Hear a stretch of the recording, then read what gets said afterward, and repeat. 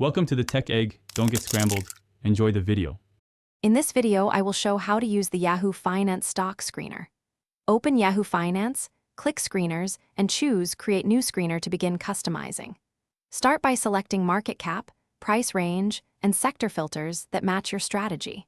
Then add fundamentals like P/E ratio or dividend yield to narrow choices. Run the screener to view live results and tweak filters until your list matches your investment goals clearly. In this video, I will show how to use the Yahoo Finance stock screener.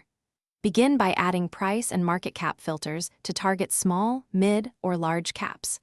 Layer in P/E ratio, revenue growth, or dividend yield to find fundamentally sound companies. Consider technical filters like 50-day moving average or RSI to catch momentum stocks.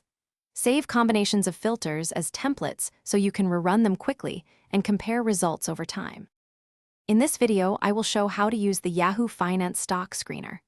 After building a screener, click Save and name it so you can run it again instantly. Use Export to download CSV files for spreadsheet analysis or to import into your backtesting tools.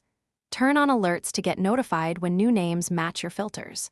Regularly review and adjust saved screeners to reflect shifting market conditions and evolving strategies.